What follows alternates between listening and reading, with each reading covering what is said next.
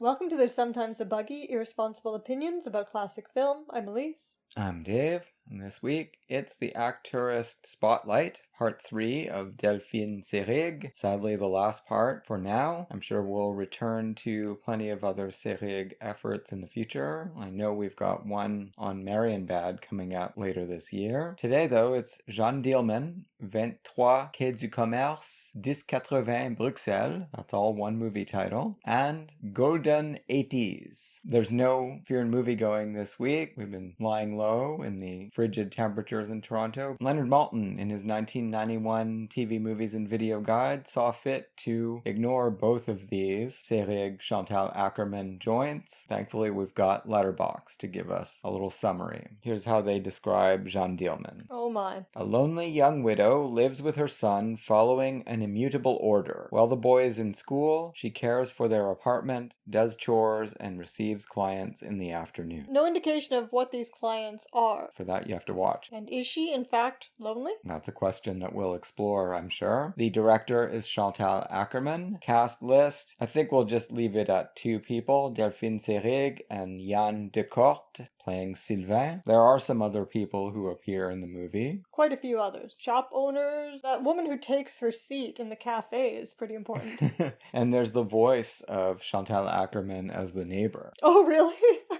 Very good delivery. I didn't know that. So this is, by acclamation, the greatest film of all time. Woohoo! And we've now seen it for the 4th time. In our journey with it, we both actually felt the same way about this one. A rare example of a well-known cinephile movie that neither of us had ever watched by the time we met each other. We were resisting it because we felt it would be like taking medicine, that this was a movie that had some kind of strident feminist message, and other than that, it was formally interesting as an experiment, and we weren't really interested in either of those things, message films or formal experiments. Michael Snow type nonsense. Well, she did love Michael Snow. I'm glad she took it in her own direction. She said she thought his films were very sensual. Okay. As you pointed out, there are some holes in that little summary that we read. She is in fact a stay-at-home mom and a sex worker. Yes, one of the things that makes this an odd film about the oppression of the housewife is that there is no husband. No, he died several years ago. Doesn't seem to have been a particularly tyrannical man either. We don't get a very strong impression of this guy. The main thing she says about him is that he wasn't that ugly. He wasn't that ugly. That was the line I was thinking of. Unlike what my sisters thought, he wasn't that ugly. It's not like she endured horrific conjugal tortures and is shell-shocked from that. Not in any traditional melodramatic sense, anyway. No, but as Akerman said, she has internalized these things, so she doesn't need a man. No, exactly. Hovering over her, making her do this stuff. Of course, as everyone who comments on the film now says, well, it's a commentary on the role of the husband, sex as an exchange for money. But that's not all there is to that either, because the problem is she doesn't not enjoy the sex. That's what the problem is for her. Yeah, I remember we have talked about this before. Oh, we have. Every time we watch the movie, we go a little deeper into it. I don't think on the first viewing we even knew what happened really at the end. We were pretty shocked to discover. Partly this shock, I think, was because of our impression of how the movie had been received as a kind of straightforward feminist message film. Well, that's not entirely true either. It's just the picture that we got. Obviously not. Now the discourse on the film is very rich and talking about all of its ambiguities and contradictions and tensions. And of course I found material going back to the time already saying that. Certainly Chantal Akerman herself was saying that at the time, and Delphine Seyrig. This is not a message movie. This is not a movie somehow championing women, although it is, as Akerman herself admitted, it's at least probably presenting a new kind of fantasy about women, a fantasy about women by a woman. Right. But what Akerman wanted to bring attention to, and this is when the movie started opening up for us, I remember. She wanted to bring attention to kind of the lost and undervalued gestures of these women. So right there's ambivalence, there's tension. On the other hand, this woman's compulsiveness is a marker of oppression, but on the other hand, because these activities are so deeply associated with women and with the women that Akerman grew up with, she loves the gestures, right? These are beloved memories that haunt her. But then there's another layer of ambivalence within that, because in Saute ma ville, Akerman's first film, a short, she repeats these gestures, but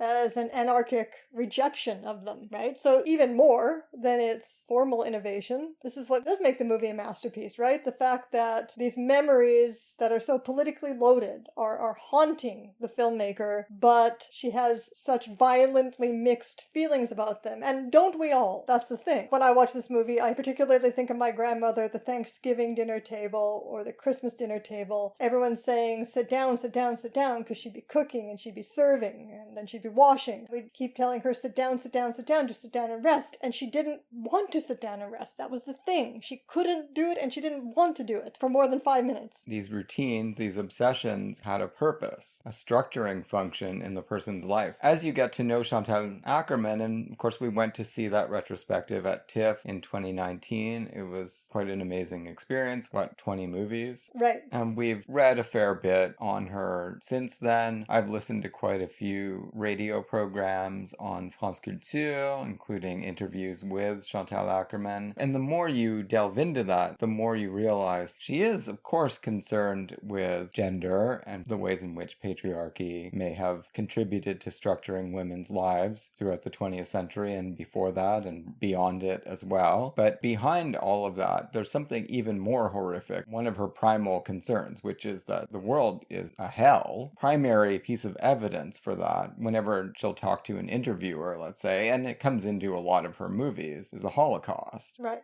Oh, well, that's going to be very important in Golden 80s, of course. But I think it's important in Jeanne Dielman, too, just a sense of the cosmology of the person that made this film. It's very clear, the more you watch this movie, this routine is all that's keeping her alive. It's the only thing that's keeping her going. She doesn't see it as oppressive. What's oppressive is if any single thing throws her off. This movie chooses to show us that process of her being thrown off. Another thing that we have to talk about, and we have to really think about, is what the film is saying. Is it saying this was inevitable? She was going to unravel and commit a murder? Or is it all a horrific contingency that things played out this way? And in my mind, it's the latter. We're just watching the perfect storm that caused her to lose control of her life forever. But what is the perfect storm? The perfect storm is starting to have orgasms. We have to grapple with this question of this jouissance. Why is that the thing that threatens to undo her world? I think the answer is inherent in the way I'm asking the question. It's the thing that threatens to undo her world because it would undo all of her oppression and then leave her without this facade and these rituals. Really interesting, but I don't see in the film definitive statement, at least, that this is the first orgasm that she's had. She may have been having them every afternoon. Okay. We don't see any of the other sex scenes. Well, but that's part of how to interpret the film, right?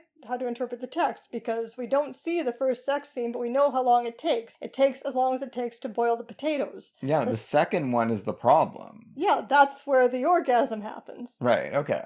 Because it just goes on way too long. Yeah, because she's enjoying herself, and then her whole routine is fucked, so to speak. Yeah, so the key day is not the day of the murder, it's the day before. Yeah, that's when things start to go wrong, part of the way through the day. Although I was wondering whether it was intentional or not, that after she does the veal cutlets, she leaves a few traces of flour on the table. It took me this many viewings to notice that. And this is a movie that, it's interesting, doing this Seyrig Spotlight and focusing on most of the movies that are considered her auteur collaboration masterpieces. We left out last year Marienbad. That used to be, before the BFI selection, Seyrig's most famous art movie. And we left out one of her auteurs that we weren't familiar with, Ulrich Ottinger, who's currently making a vampire movie starring Isabelle Huppert. Ottinger is in her 80s. In any case, it's just interesting thinking about the relationship between these great movies and how they end up constituting Seyrig's screen legacy. Thinking about the relationship between Jeanne Dielman and Muriel for me on these viewings as part of this series, and how both of these are films that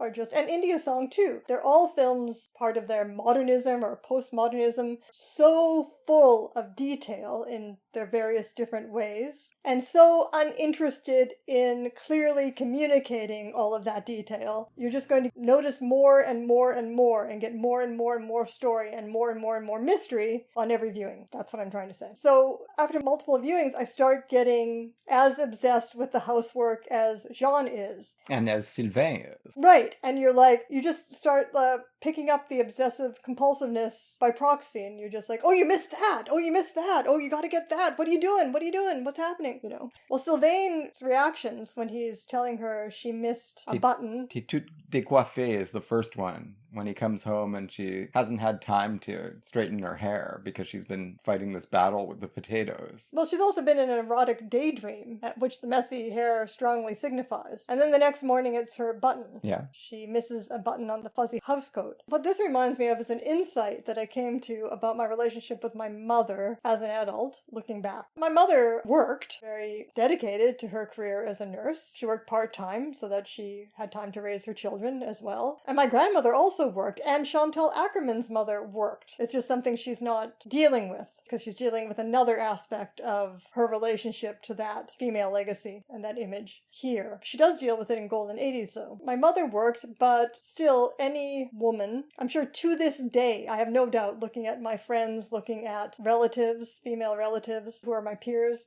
I have no doubt that every woman to this day who participates in marriage and the raising of children, okay, not every woman, but maybe every woman, gets caught in the Jeanne Dielman, what do I want to call it? Vortex. Vortex? Matrix? I don't know.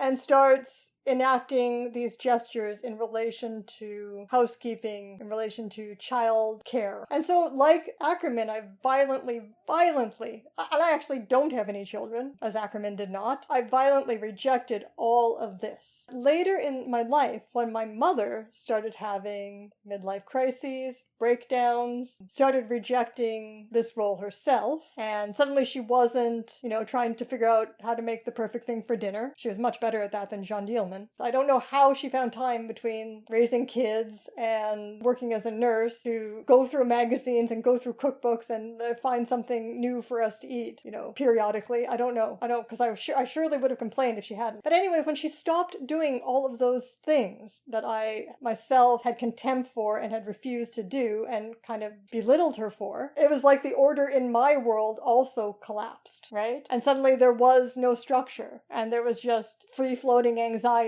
She was Christ or Atlas taking on the burden of structure so that you could be free.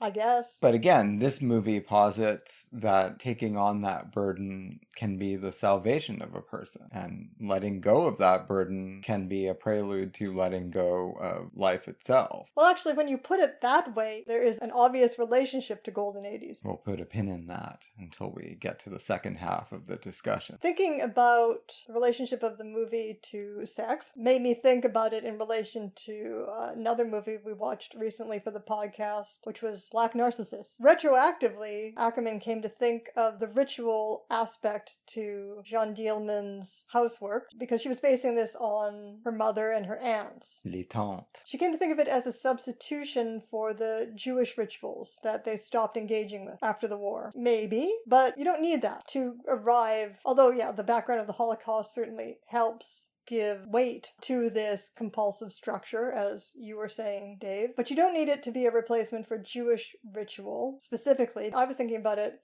in terms of our discussion of Black Narcissus, where there we saw this dangerous, all-consuming, identity-threatening sexuality, which is identical with the void, and the Protestant work ethic that the nuns try to use to control it. And like Jeanne Dielman, of course, they fail. And one thing that kept coming up in interviews interviews with Akerman that I was listening to over the past few days. Clearly she made many statements about this film, but what she kept coming back to is that this woman gets a little bit too much time to think about the universe, and it drives her insane. She just can't face it. The rituals are what shield her from that oppressive understanding of the horror of the world. And the more I watch this movie, the more akin these rituals start to feel to the accountant in Heart of Darkness, who is continuing to live the way he always lived in a British accounting house in the middle of a tropical jungle, because otherwise he'll go insane. Well, that obviously relates to Black Narcissus. Yeah.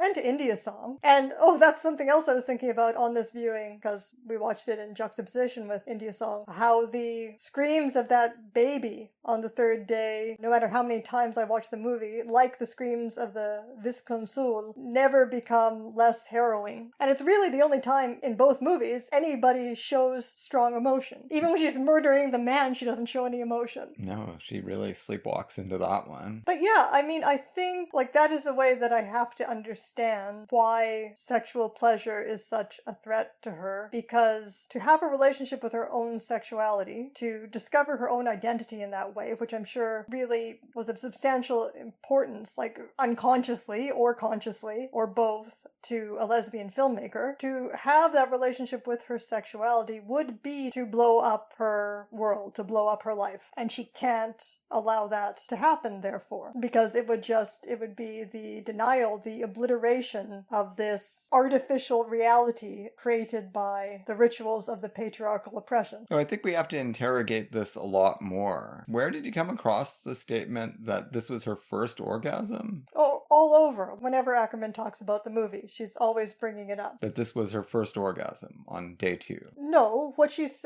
never said this was her first orgasm ever in her life. I haven't encountered her. I don't recall her saying that. Just that is what makes the difference in day 2, that she has this orgasm. And then everything collapses. But why would it happen? Because there's got to be something else. Oh, you're asking what moves the mover? Well, these are the kinds of questions I think you have to get into, right? Because she's just seeing the same guys every day. She makes veal once a week. She makes meatloaf once a week. She sees each guy on a regular rotation. So why all of a sudden would this one encounter with him make such a difference, right? She's been seeing these same guys over and over and over again. Is it her sister's letter? Because that comes up on day 3 when she's talking, to the woman about when she goes on her obsessive mission to get this one button fixed. She's suddenly waxing nostalgic about her sister's visit, and she has this trouble, this block about writing her sister back, right? And she doesn't know what to say about whether they can go to Canada or not. Yeah, but she becomes unusually talkative,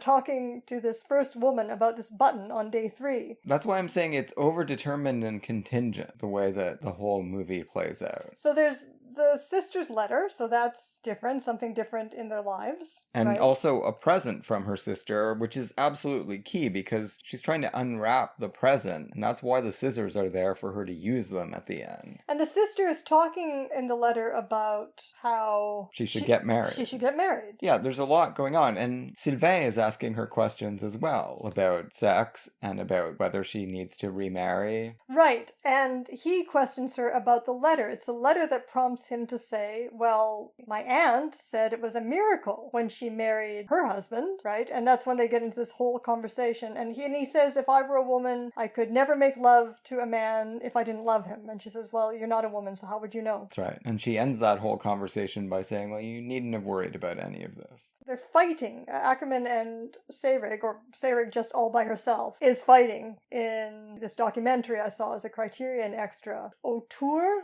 But I guess it's playing on autour. I don't think so. Autour? Autour de Jeanne Dielman just means spending time around Jeanne Dielman. Yeah, but it sounds exactly the same when I try to pronounce it, so it's probably playing on autour. Yeah, so this documentary made at the time of the making of the movie, they're fighting because Seyrig wants to know something about this character rather than just blindly enacting like a puppet the gestures that Akerman wants her to enact. And Ackerman's really, really not forthcoming at first. She'll talk about why she's interested in these gestures and her obsession. Like, they both talk to her aunt about exactly how did you prepare the veal cutlets, right? Trying to recreate all of this. Akerman keeps saying, well, okay, I'll tell you a little bit. I'll try to think about what I mean. I don't want you to psychologize. Just don't psychologize. But all of the psychology of Jeanne Dielman, it's not in the performance necessarily, because Akerman didn't want it there,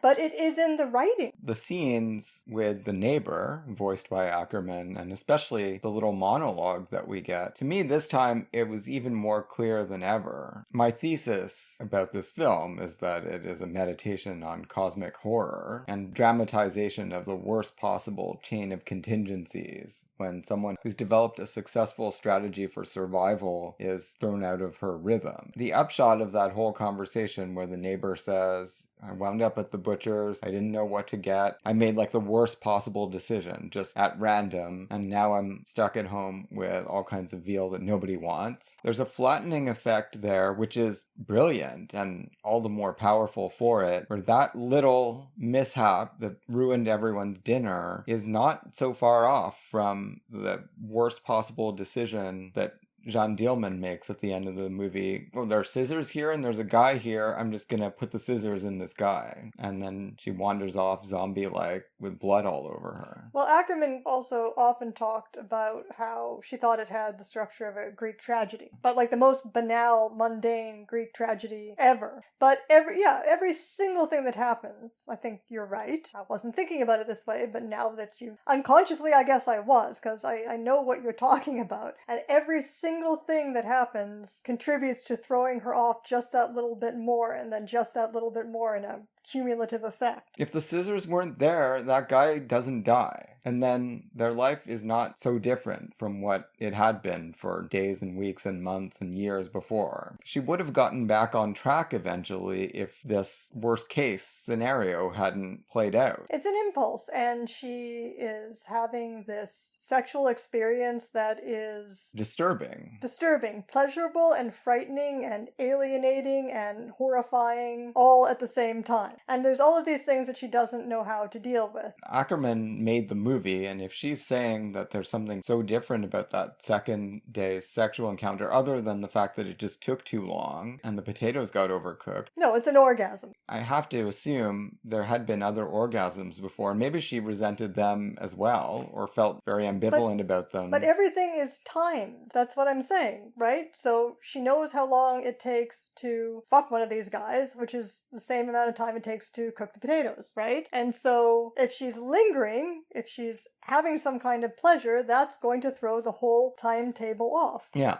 I know you want the movie to not be as sex negative as it is, but it's not. That's what I'm trying to get at. I'm trying to kind of theorize why this orgasm is so terrifying. And I really think it is about what it means for a woman against all odds, or any person against all odds, to come to terms with themselves as a sexual being with their own desire, and how fundamental that can be to identity. Yeah, there's no question that's got to be part of the mix. And this woman doesn't love anybody. That's the other thing. This is what comes out in this conversation on day one with her son, that the aunt loves somebody. And I mean, this has got to be part of what's so disturbing about this letter to her. The aunt has a family.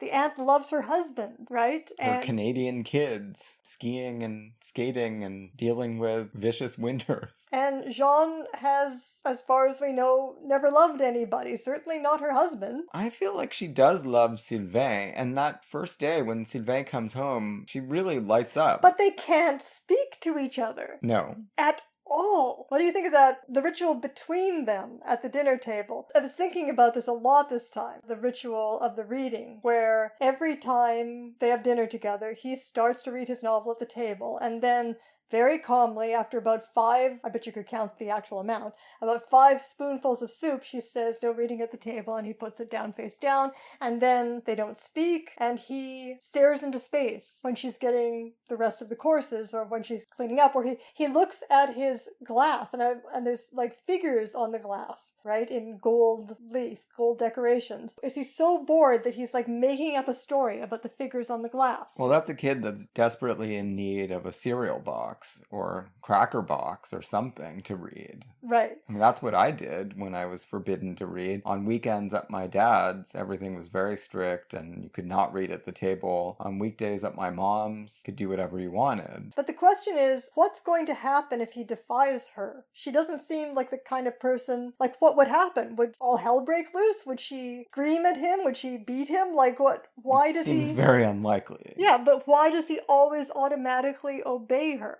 Because he understands how important the ritual is. He's a very perceptive kid. I really like this performance, too.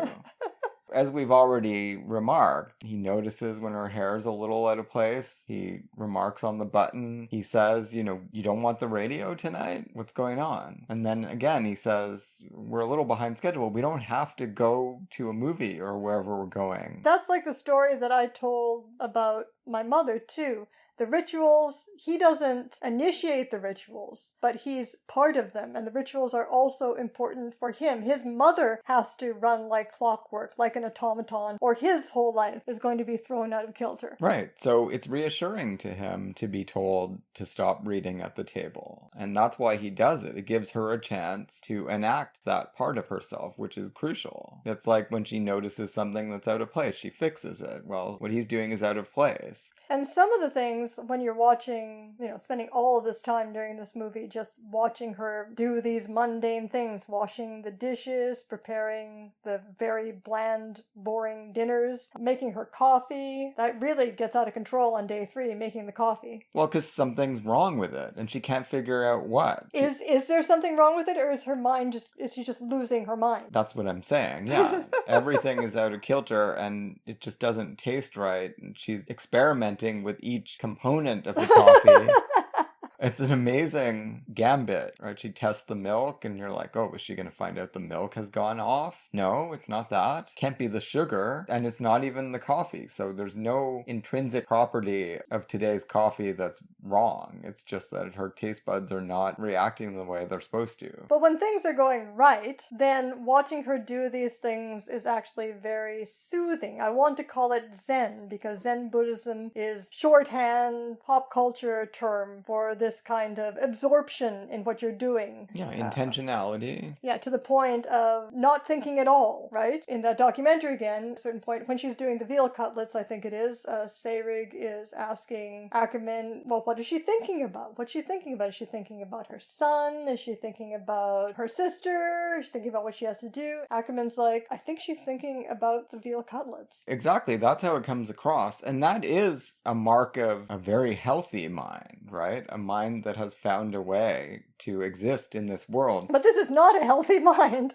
Well, I think it is, as long as she is on track. But to be that dependent on these obsessive compulsive behaviors can't be a healthy mind. Well, she's self-medicating, for sure, but we all do that, right? When I watch that, I do feel somewhat envious because I can't do that, right? Like if I have to do the dishes, I have to be listening to a podcast. I can't just eat, I have to read the cereal box at the very least. How many times did I, watching her do these tasks in silence, I kept thinking, wouldn't a normal woman have the radio on, have a soap opera on? Exactly. Be daydreaming. That's what we think about when we think about a classic housewife of the 50s or whatever. Yeah, it's the foundation of radio and television programming during the day, that women are not just going to be fully absorbed in their tasks. They want distraction from them. But that's not how Chantal Akerman envisions this, because it's not really about studying the typical North American or European housewife in her habitus. It's so much more philosophical than that. Yeah, and this isn't a typical housewife. No, not at all. Maybe the sister is, but not Jeanne Dielman. Oh yeah, the sister, I'm sure she is watching soap operas while she's mending the socks or whatever she's doing. And that's what I would do. That's what all of us would do, except Jeanne Dielman. Oh sure, I remember my grandparents at night. My grandmother would be doing her knitting and she'd be restless leg rocking in her rocking chair while the knitting needles are going crazy. And then my grandfather was in his recliner having his cigarette, and they'd both be chattering while they were watching the TV, right? And every time a thought goes through my head while I'm trying to read or write something, something or even watch something on my computer, I have to hit the new browser window and type it in and look it up. Jeanne Dielman doesn't have to do any of that, and in that sense, she is far ahead of most of us. But it comes with perils, because everything does need to go exactly right. Watching the movie this time, I was, of course, thinking of Seyrig's performance and wondering how many different kinds of blankness are there in the movie. Are there different forms of her blankness, and do they mean different things? I mean, the answer is yes. There's the blankness where she's just thinking about the veal cutlets. That's the good blankness. Totally focused on her task, with no room for thoughts and no room for daydreams, because Seyrig kept talking in the documentary, or I mean, at least once she said, oh, she must be daydreaming. She's daydreaming. No way, you'd be daydreaming about the Holocaust. And maybe daydreaming means something to Seyrig, because we've talked about that quality that she has where she's just, like in La Musica, the first time we see her, she's just walking down the street and she looks like she's having a daydream. She looks like there's something going on there. She's not fully present. She's not fully aware of her surroundings. She's somewhere else. So she's absent, but where she is that she's not with the veal cutlets. She's off in her daydreams. She's got a soap opera happening in her head. So there's the veal cutlet blankness. Then there's all of the blanknesses from day 3 where the whole schedule's thrown off and she has all of this downtime. And Akerman said that's when she starts to worry. Really unnerving. But I'm talking about when she sits down, all the time she sits down and gets up again. And that's where, my grandmother comes in, right? Yeah. Sit down, grandma. You gotta tell her 5 times and she sits down, 3 seconds, she's up again. I saw some description online, an official description like Criterion or MoMA or something, talking about, maybe it was Senses of Cinema. Anyway, someone mentioned her loving, how unusual it is to see a movie representing a woman lovingly dusting the ornaments in her china cabinet. I'm like, lovingly? What are you talking about? She's about to go apocalyptic when she's so at loose ends that she actually opens up the china cabinet and takes these things out and just starts randomly dusting them. Yeah, no, that's not part of the healthy ritual. And it's amazing that the movie allows you to observe and register these distinctions between the parts of the ritual that are constructive and helpful and the parts that are really just evidence of a person about to run amok. Right, because it's a continuum. And I think that part does have insight into, what these rituals meant for any housewife. Or not just a housewife, but any woman who found herself doing housekeeping, right? Because, like I said, lots of these women were working, even in my grandmother's generation. The feminine gender role, right? What these rituals meant for these women and how it was a continuum, from something that was useful in fending off anxiety and something that was an out-of-control expression of anxiety. Like, for example, this time I noticed on the viewing when she makes the veal cutlets, that goes well, that goes right. But when she makes the meatloaf, that goes on way too long. She's lost it. She's lost control. It is compulsive at that point, right? To just keep molding the meatloaf. Meatloaf is day 3. Cutlets are... Wait, are cutlets day 1 or day 2? I think the cutlets are day 2. Yeah, because it's stew on day 1. Yeah, everything went perfectly on day 1, and we don't even see the cooking on day 1. It's already prepared, right? It's simmering on the stove. It wouldn't be as interesting as the meatloaf and the cutlets anyway. Peeling the potatoes. Well, there's the moment, did you notice there's a moment there where you can actually see her thinking? That's right, and it's horrifying. Yeah. This is not what she wants out of the potatoes. I don't know if you've ever watched that documentary. Autour de Jeanne Dielman. Yeah, we did watch it together several years ago.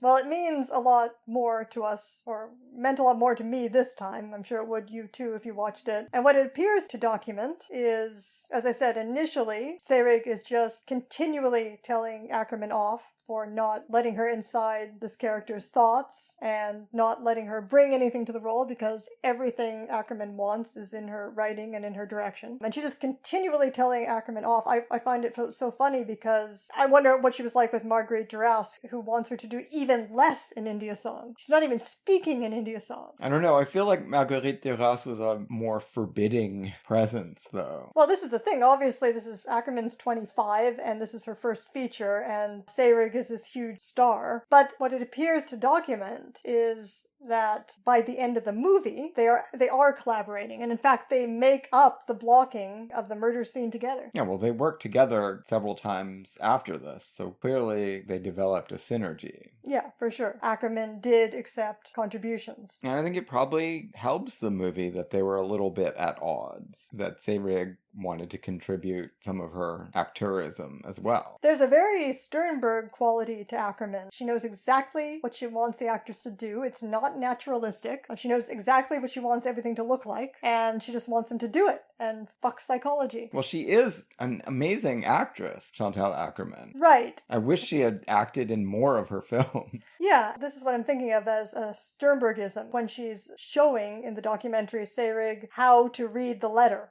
right? And Seyrig is just like, what are you doing? Right? Why would anyone do this? No one would read a letter this way, never, and not to have any facial expressions or inflections. But it's the same way Ackerman reads the real letters from her mother in News from Home, right? The exact same way. Well, it has the cadence of a person reading aloud to themselves. Do you think? Do you think that's the quality it's bringing? Why do you think she wants this quality? I think it just highlights the hermetically sealed bubble that those two are in. I mean, ostensibly she's reading it to Sylvain, but really she's just reading aloud to herself, and that's what it sounds like. And when you're reading aloud to yourself, you don't worry about a fully dramatic reading. I don't actually read aloud to myself anyway, but that's what it would sound like. The inner voice just flatly reading each word, but you're not worrying about how it's going to sound to anyone else. She does not worry about how it's going to sound to Sylvain. That's the point. And maybe, now I don't think this is the effect of the letters in News from Home, but for Jeanne, maybe there's also a keeping the words of the letter at an emotional distance. Well, certainly.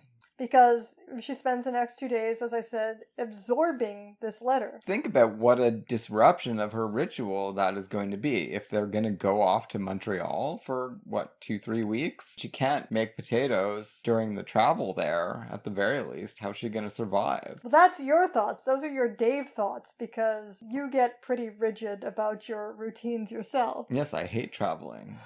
I mean, I do it because there are people I care about that I want to see elsewhere. It just gets back to her telling that story. Her only real human moment in the whole movie, when she tells the story to this woman who gives no shits, when talking about the button, and how her sister gave this coat to Sylvain, and he's only just grown into it, and a whole little story with a smile, a nice soft Delphine Seyrig smile on her face as she tells this story about when her husband was alive, and she's allowing herself to feel and to miss her sister, maybe even miss her husband. This longing and this nostalgia is also part of her downfall. The woman tells her, just replace all the buttons. It'll be like a brand new coat. And you want her to, and she won't.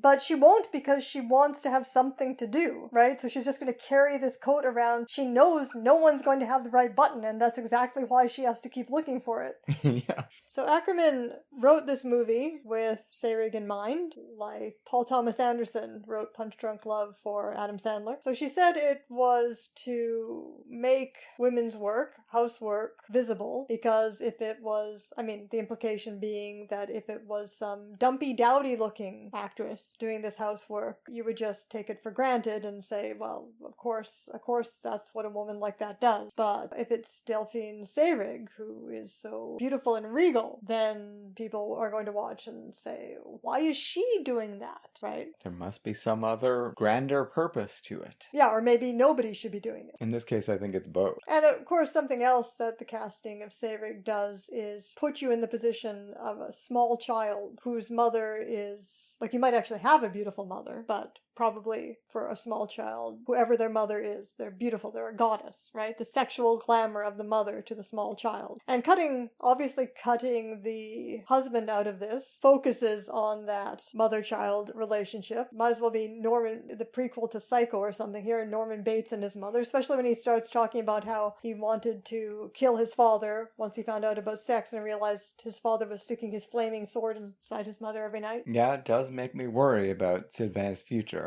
Comes home to find his mother covered in blood. It is Psycho. Someone should make Sylvain. Sylvain Dielman. That kid would have been perfect. The actual actor who plays him would have been absolutely perfect. He's really good. Well, he directed a version of Hedda Gabler, apparently. In 1978, so just a few years after playing a teenager in this movie. He also directed something called Pierre. Not the Melville Pierre, it seems. No, but Pierre apparently murders a young woman named Jeanne, so I don't know, maybe that... Disturbing. It's the sequel we long for? Maybe. What seems clear is that Seyrig has such a weird career, as we've already commented, in that she is this method-trained, and not just New York method-trained, but all sorts of different kinds of training she received as an actor. So she would have been capable of psychological investigation of characters, of conventional dramatic acting, but her screen persona was established by last year at Marienbad, and in a way Jeanne Dielman is undercutting that, but in a way certainly, surely, something Akerman was thinking of when writing this film, something that she wanted from Seyrig was this removed, blank, enigmatic quality that was first achieved with last year at Marienbad. I mean, it continued in things like Baiser Volé, La Musica as well. Yeah, sure, a lot of her movies make use of that persona trait. Yeah, and I mean, what wildly different uses it was put to just in 1975 in Jeanne Dielman and India Song. And it must have been frustrating. Well, I mean, she talks about her frustrations in making this movie in that documentary. It must have been frustrating to Seyrig to not get to do the things she was capable of doing as an actor, but at the same time she is participating, and she knows she's participating in the making of these incredible, fascinating, unconventional movies. Yeah, it was a choice. She wanted to work with the greatest auteurs of her time. She pretty much did. Well, how would she know that Chantal Akerman was one? I guess reading the script. Yeah, she recognized that this was going to be the greatest film of all time. Any final thoughts before we move on to the sequel to Jeanne Dielman? One thing that struck me this time, and honestly, I can't remember if it struck me before. Maybe I even said the same thing when we were doing Fear and Moviegoing for one of the retrospectives. Watching our protagonist sit there in the dark in her apartment, it really recalled to mind the ending of Applause, Mamoulian's film, with the mother sitting there. In the chair? Yeah. Very different context, though. Oh, absolutely different context. Somehow the same melancholy lingers over both. Well, if there's any film that is more pessimistic than Jeanne Dielman, it would be Applause. Could very well be Applause, yes. Let's hear what Letterboxd had to say about Golden Eighties. In a lively shopping center, proprietors and customers are bustling, including 3 women vying for a man's heart with song and dance. That's it. That feels quite inadequate as a description. The director, Chantal Akerman, cast list, Myriam Boyer, Delphine Seyrig, Fanny Cotenson, Leo, Pascal Salkin, Charles Denner, Jean-François Balmer, John Barry, Nicolas Tron, and I think we'll stop there, although there are quite a lot of people in this movie. A cast of dozens. A beauty shop chorus, and there's a mall chorus of roistering boys. Do you think, Dave, that any young cinephiles these days go on Letterboxd and see the descriptions and think, oh, if only I could see that movie the way you did with Malton's video guide? No, I think it lacks some of the evocative quality of Malton. I don't see how Malton has an evocative quality, so maybe it's just generational. Yeah, it could be. And also the fact that Malton was really, in some cases, the only way for someone of my limited means and experience to find out about these movies. You wouldn't necessarily go to a Letterboxd one-sentence descriptor in order to find out about a film these days. You could just ask your stupid AI friend to tell you all about the movie. Yeah, but you'd better dig deeper or they're going to tell you all falsehoods. Well, they might, yeah. You had the library. There were very limited resources. Researching for this podcast has actually made me realize how difficult it is to find information about and or writing on some of these movies. But if you've got newspapers.com or if you've got... Yeah, I'm sure as a teenager you would have been subscribed to newspapers.com. I'm sure many teenagers today are in fact subscribed to newspapers.com. I absolutely would have been subscribed to newspapers.com as a child. You'd be using that instead of Letterboxd. That would have been right at the top of my Christmas list. We better undigress. I mean, at that rate, you can just ask your parents for a Criterion Channel subscription. Yeah, probably would have done that too. So I call this the sequel to Jeanne Dielman because, once again, Delphine Seyrig plays a Jeanne, in this case, a textually Jewish Jeanne Schwartz. I was ambivalent about including Golden Eighties in this spotlight because it didn't really resonate with me as much as some of the other films did when we saw the Akerman retrospective. But you really loved it, and it does have Delphine Seyrig in it, so actively wanted to give it another try. And I had an interesting experience with it this time, which long-time listeners of the pod will identify as a frequent interesting experience that I have with movie viewings, where I'm watching a movie feeling like I am absolutely not connecting with it emotionally at all, feeling as though I'm distanced from it and critical of it for one reason or another. Maybe I think it's too obvious a melodrama. Maybe I think it's a failed avant-garde experiment, but I feel the whole way through as though I'm not emotionally connecting to it, and then when the emotional climax of the film comes, suddenly I find myself sobbing, and that happened in this case. I don't know if you noticed me next to you there, Dave. The tears were just pouring down my face. It's a wonderful lifestyle. Yes, I did.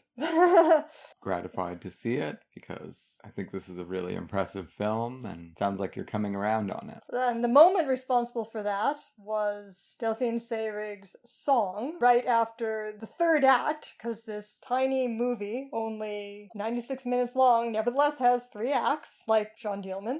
In the third act, Mado, in her future Miss Havisham wedding gown, discovers her betrayal. Sort of like the beginning of The Wedding Singer. Yeah, they do have some things in common, The Wedding Singer and Golden Eighties. Discovers her betrayal, and then to console her, Delphine Seyrig sings this wistful, melancholy song about how all of the loves we've ever had, even if they don't work out, they're never lost. Somewhere they still exist, in some Neoplatonic way, and create the battery of goodness in the world, which is what we all need, because otherwise another great horror is going to come, and it's going to be worse even than the first one, by which she means the Holocaust. This time, everything, all goodness, all life will be wiped out. It's a pretty astonishing moment in a film that teases us with thinking it's going to be one of these, everything comes out all right in the end in a very conventional way. The young boys and young girls all get together, everyone gets together, the older generation too. They all finally have the reunion with their great love that they needed, and in fact,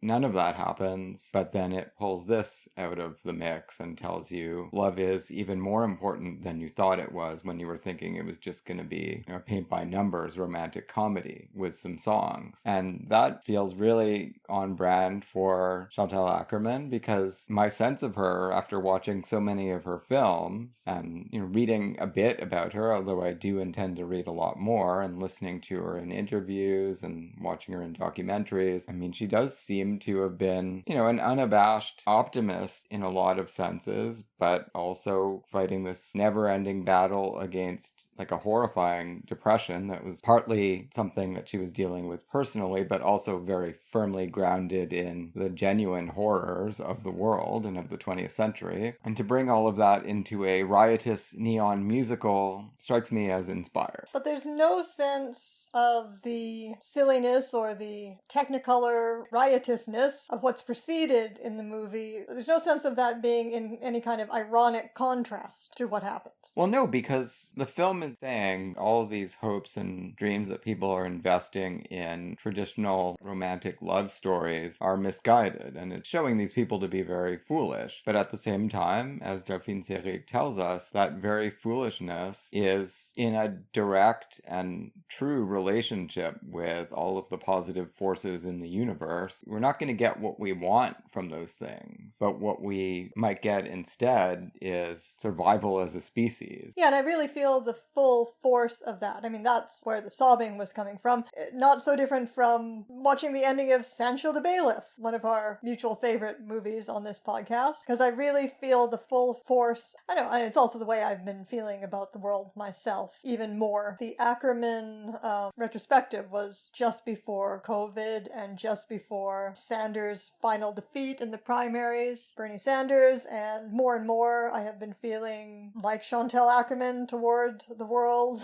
feeling like it's quite hopeless. And so I think I felt at this moment of Seyrig's wistful singing, I think I really felt a mourning for the world, and I think that is what she's asking for. So this movie, unfortunately, for both me and Akerman and everybody else, really connected with me on that level. Yeah, well, I think that's what she intends, even though it's got this veneer of goofiness. Yeah, and of course, she's been making nihilistic movies combined with goofiness since the beginning of her career. There are some continuities that are easy to see here with Saute ma ville and with Je tue il elle. I shouldn't say nihilistic, though, because it's not nihilistic to value the world this much, but despair over the way it's going. No, nihilism's not the right word. Despairing, definitely. Sure. But you can't really despair unless you are animated by hopes and love. The reason you're despairing is because you're worried it's not going to be enough.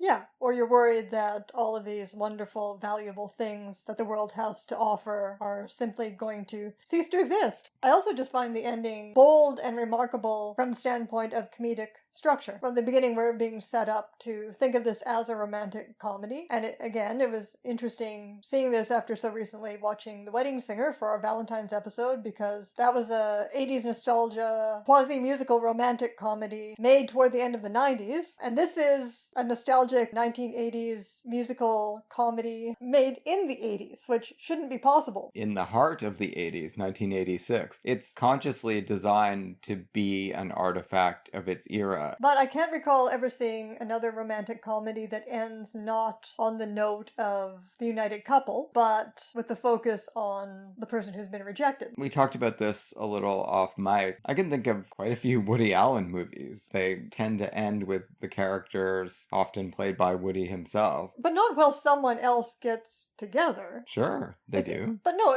but this is different because, often in a romantic comedy there are several choices, and we're following a couple or a few couples, and there is somebody or a few somebodies who get rejected at the end, but this completely excludes us seeing a romantic couple joining together at all in favor of watching the devastation of the rejected person. I think Crimes and Misdemeanors offers something akin to that, although it's got all kinds of other things going on too. Yeah, maybe, but is Alan's character as devastated? He seems pretty devastated. Maybe the only reason that's not registering with is because he's not wearing a wedding gown? Well, he's wearing a suit because he's at a wedding.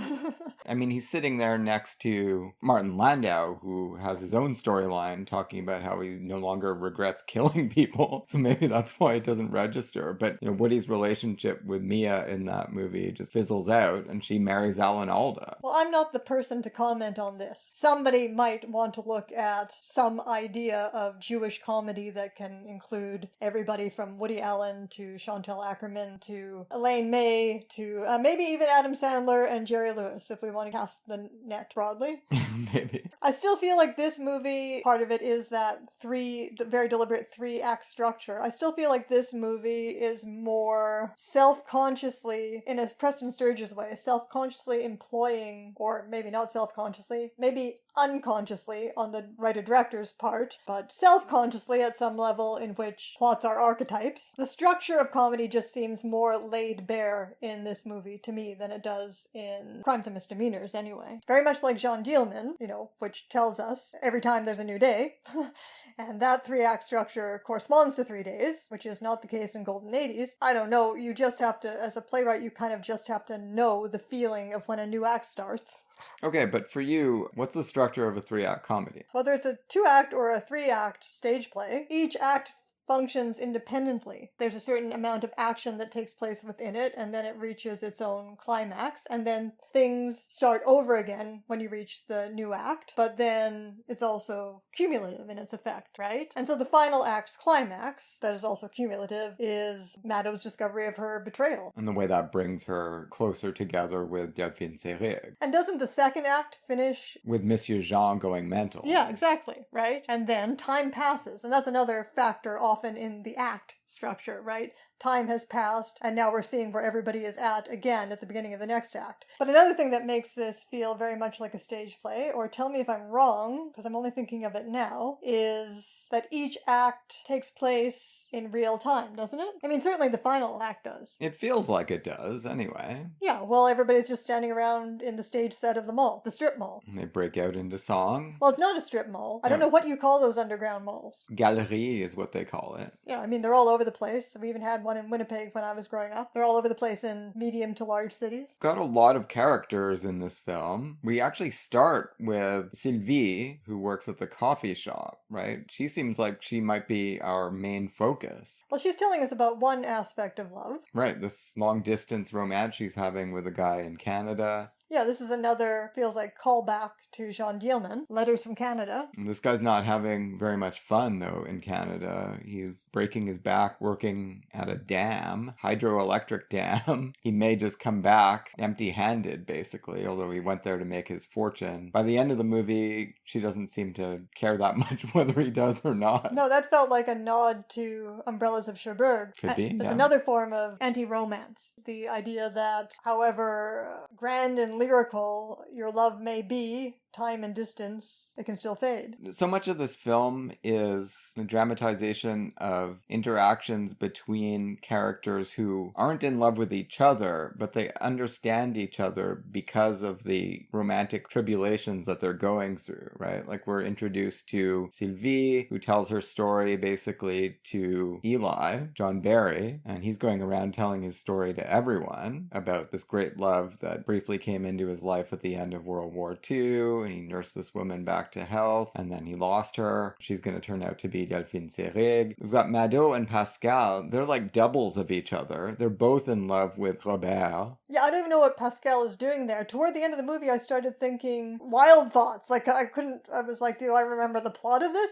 Is Pascal going to get killed somehow or something? But no, nothing happens with Pascal. She's just there to demonstrate that superfluity of romantic longing that characterizes the entire film, and the irrelevance of whether any of that feeling manages to lap up on the shores of an actual other person, right? Pascal just keeps saying, love is not for me. Why? Well, we do know, of course, but this is reading through an auteur lens, we do know that Akerman has portrayed avatars of herself for whom love doesn't seem to be, and relationships don't seem to be very easy prospects. Right. I think she probably is as close to the Akerman avatar as you're going to get in this movie. Yeah, because this movie does it even hint anywhere at the possibility of queer desire? I don't think so. Well, except in the fact that the all-female and all-male choruses are kind of singing to each other all the time. But I guess that's just what choruses do. I mean, I guess technically, in the way the term queer is used now, we could call Pascal queer because she doesn't have any, well, she's in love with a man, but she doesn't have any strongly defined sexual identity of any kind, but she for some reason thinks that love is not for her, and that queers her, right? Yeah, she's got a strange relationship to love, certainly. Yeah, let's put it that way. And she looks a fair bit like Mado. Yeah. And they're both crushing on Robert. I don't even know why he picks Mado instead of the woman he'd already had a relationship with. Robert's ways are hard to gauge. Also very hard to understand why any of them are interested in Robert, but that's part of the fun of this movie too. Oh yeah, he's a love object void, that's for sure. He doesn't seem to be particularly magnetic. No. I mean, I got the sense that he was a cipher. I guess his scenes with Lily have the most oomph to them. I'm not sure what he's doing there or if it's all coming from Lily. She was great. Yeah, the oomph is definitely coming from Lily, starting from when she bites him and draws blood. Mors-moi. And then she does.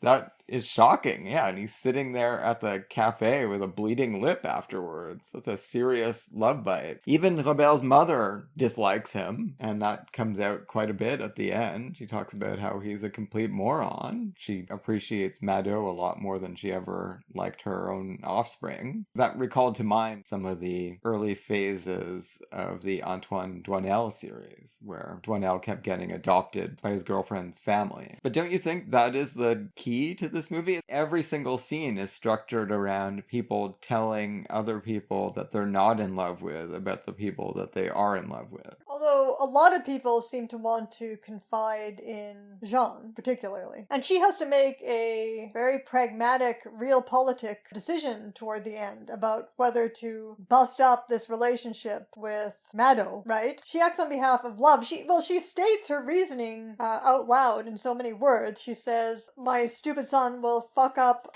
Mado's life more than he could Lily's, because, Lily is tougher. Yeah, and Lily is likely to get tired of him before she even notices what an idiot he is. So Delphine Seyrig herself, despite being this very sympathetic maternal character in the movie and romantic character in the movie, is the one who, takes if we're talking about Greek tragic parallels, takes a knife and sticks it in Iphigenia. But another way of coming at, this ending's emotional effect, and maybe this will help us start talking more about Delphine Seyrig's storyline. We've been focused on Mado. The way the younger generation of the 80s and this very early neoliberal materialistic Reagan 80s, set in a failing shopping mall, yeah, is brought together with the Holocaust past of Eli and Jeanne, right? The movie, despite satirizing capitalist believers, mainly Jeanne's husband, I guess he's just called Monsieur Schwartz. He doesn't get a first name. No, I don't think we ever do hear his first name.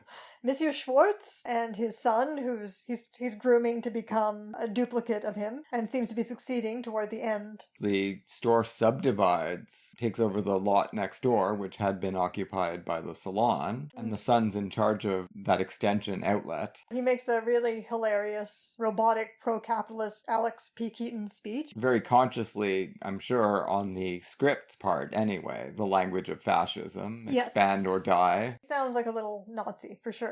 But despite that satire, I think the movie makes clear that this belief in capitalism and belief in the petite bourgeoisie, the world of the shop around the corner, is the attempt of the Schwartzes to build a hopeful life for themselves that completely leaves that horror behind. A life that completely denies the possibility of that horror. Their love for the store and for that dream of building a respectable life for themselves, that also is part of the love that is the bulwark against hell. One of the things I listened to before we started recording was on France Culture, the amazing app. You can listen to everything on there for free without ads. You do have to be able to listen to French though. But they had an 11-part series on Chantal Akerman where they gathered together some new material and a lot of older interviews. One of them was a 1-hour episode of a show called Microfilm from 1986, where Akerman spent the whole time talking about Golden Eighties, and a lot came out about this world of petit commerçant, petit bourgeois. She's like, no, I'm not making fun of these people. This is what I come from. These are my family. I love them. Yeah, and so this petit bourgeois world is like the rituals in Jeanne Dielman. It is the solid reality that is going to protect you against the horror of the void, or the void of the horror, whichever way you want to look at it. Well, there's so many continuities with Jeanne Dielman. So that, I guess, is the key to understanding why Seyrig's character makes the choice, despite herself and her husband really never getting a moment together, where we understand the romance of work that she's talking about. Nevertheless, this is where this idea that a romance that includes work, or a work that includes romance, is better than pure feeling. Right, because what John Barry is offering, Eli, is go off on a world tour just devoted entirely to love because they've been deprived of it for so long, at least from his perspective, right? They had this brief time together in 1945. He was a GI in Europe. She was half dead. The movie goes to great length to explain to us why the moment never came for the powerful confession of love. But obviously, the experience marked both of them, and we are meant to think that in a different movie, this would be a perfect love match, and she would throw aside this dull, routinized life that she has with a husband that does nothing to inspire feelings of adoration that we can see, and a son that seems like a bit of a waste. This is a measure of how philosophically specific this movie is, how it is expressing a very specific philosophy of its author. The fact that Seyrig doesn't, when weighing her marriage against this passion, she doesn't appeal to the child they've raised together. She appeals to the store that they've created and that they continue to work in. Yeah, well, she's already made it plain how she feels about the child. And the other thing, of course, is that it is important that Barry shows up. She gets to revisit this love and know for certain how strong it was. Her song tells us. Part of the reason, I'm sure, that it struck you as forcefully as it did is because even though she's not going to go on a world tour of love with John Barry, those feelings are not lost. The fact that she had that option is not lost. The idea is not just how untrustworthy feeling is, the fact that it can die, as everyone thinks it will between Lily and Robert, and as it may do for Sylvie. And her Canadian boyfriend. It's not just the fact that it's untrustworthy and could fade, it's the fact that the way of pure feeling is where potential madness lies. Well, yeah, Monsieur Jean shows us that, right? He comes right to the edge of a murderous rampage. Yeah, but then he pulls back and returns and orders orange juice for his kids. He's all fine again by the third act, but he nearly kills Lily, and he destroys the entire salon. That seems like your thesis about Jeanne Dielman, about how if the scissors hadn't been there, she would have been fine. Exactly. Time heals all. That reservoir of love can heal all. But Akerman does, for all her satire, see the vision of what this petite bourgeois business shop owning, the vision of transcendence within it, in a way that makes me think, when I'm trying to think over this movie's counterintuitive idea of love, its anti-romance idea of love, makes me think of our podcast, for example. And our podcast is also a kind of ritual. It is a way for us in our busy lives. We come together and do it every single week without fail, which also ensures that we have a deep conversation about things that we value every week, without which, who knows if our relationship would have survived this long and flourished. I like to think we would have found a way. But this is our way. This is definitely our way. It's a very characteristic way. I'm glad we did this instead of opening a leather goods store. We aren't trying to expand or die, though. And that's the other thing, because although she can see the vision behind the materialism, she also knows, clear-eyed in 1986, that this is going to fail, that it is failing, that capitalism is completely failing. This is not a person who was a Marxist or anything. But in 2011, in a famous and very long interview with Akerman that people could check out called the Pajama Game interview, she's using the term neoliberalism, and she is talking about systematic destruction of social democracy, the destruction of this very dream that these people have, that we could just have a decent, comfortable life that is free of horror. Yeah, well, it was a very short-lived dream. It existed for some people in Europe and North America in the 20-30 years, give or take, after the end of World War II. Throughout the world, social democratic programs are dwindling away as the Golden Eighties were in progress. This little dream that contains a big dream is what was going to compensate people for what they went through. For the traumas of World War II, yeah. I think she does a great job, even with Monsieur Schwartz. She doesn't give him a first name, but that scene at the end, after he's achieved achieved his long-standing goal of annexing the salon and diversifying their goods, and nobody's coming, and he's just standing there dejectedly saying, people don't even come in to window shop. Like, he just seems so heartbroken, and he's so enamored of the idea of shopping and what it can do for a society and for him. And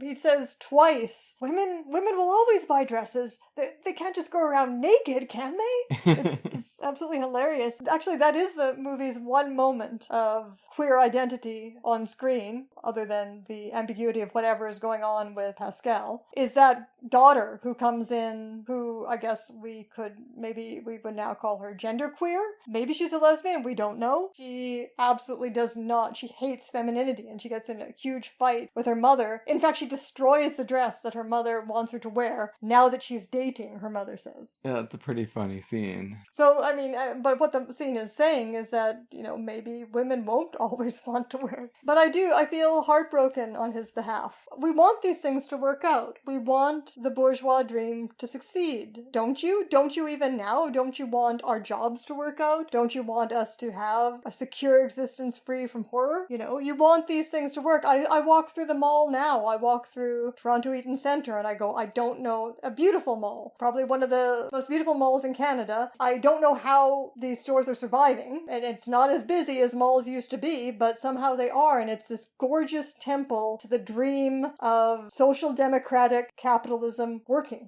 and it still fills me with a combination of joy and anxiety.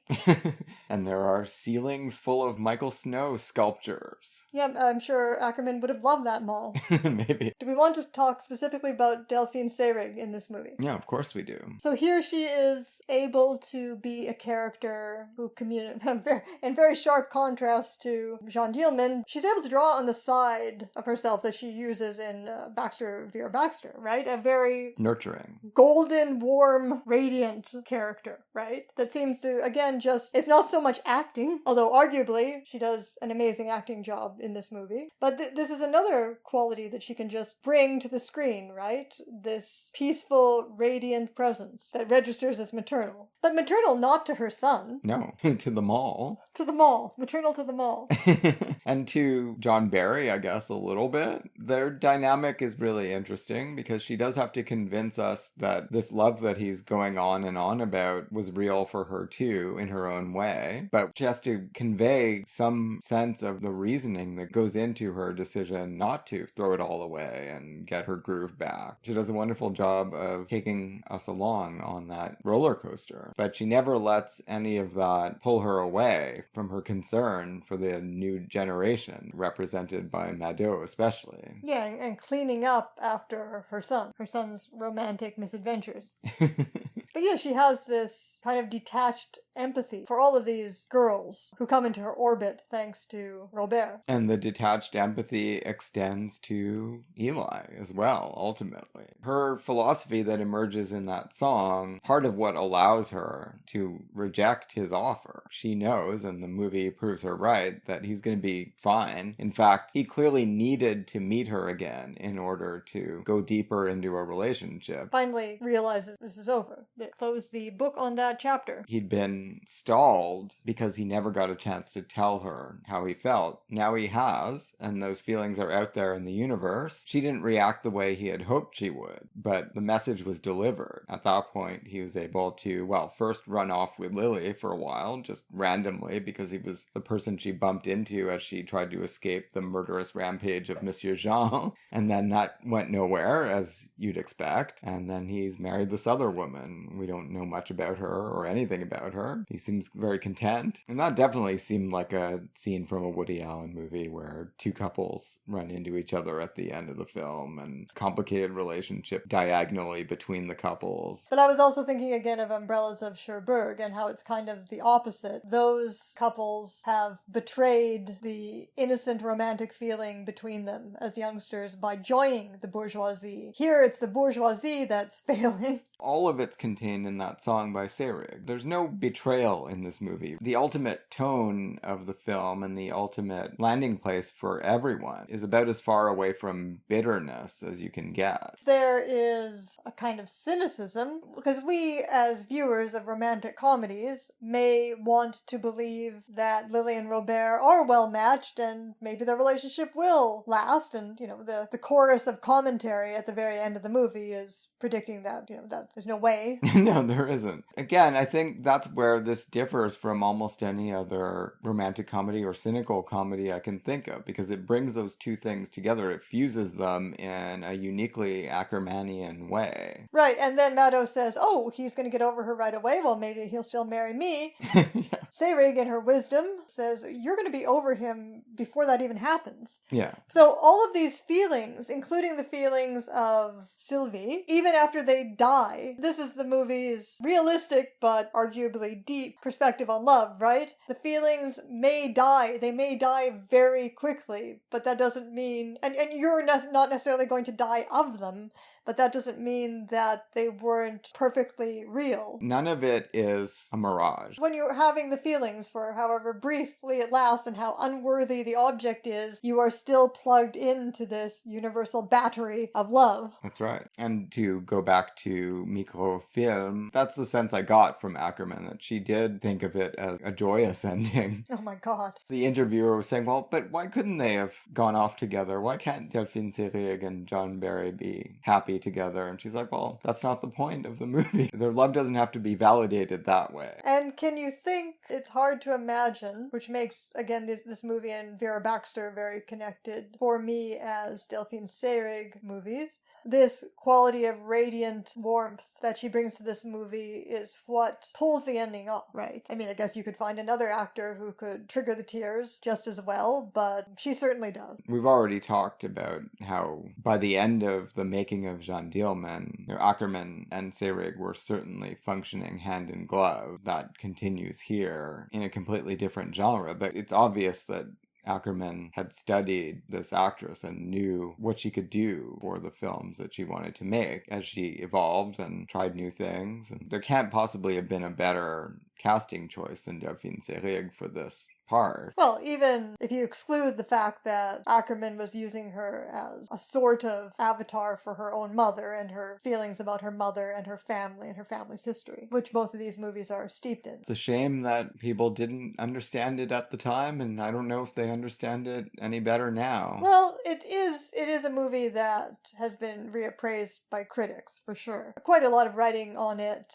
like the MoMA retrospective on Akerman talking about it. Quite a lot of writing is recognizing it as a masterpiece now, so that's good. Probably it's never going to be chosen as the greatest movie of all time, unfortunately, and therefore won't become an internet talking point. It's not going to be as seen as Jeanne Dielman, even though it's probably a much easier watch. I wonder what's going on with the critical appraisal of Un Divan à New York. That's another one I absolutely loved. Yeah, I want to revisit that one now too, because they seem to be related in that they're Akerman's efforts to make genre movies. The one I really want to see again is... Demain on déménage? No, Les Rendez-vous d'Anna. Oh, of course. Well, that is on the schedule. Yeah, which is not a genre movie, but I mean, they're all good, obviously. It was a life-changing event, seeing that retrospective. It was. All right, well, we'll have to bid adieu to Delphine Seyrig for now, but rest assured, she will recur in our journey. Next week on the podcast, it's the Hollywood Studios Year by Year. Universal 1933 will be discussing The Invisible Man and Counselor at Law. You will not want to miss that.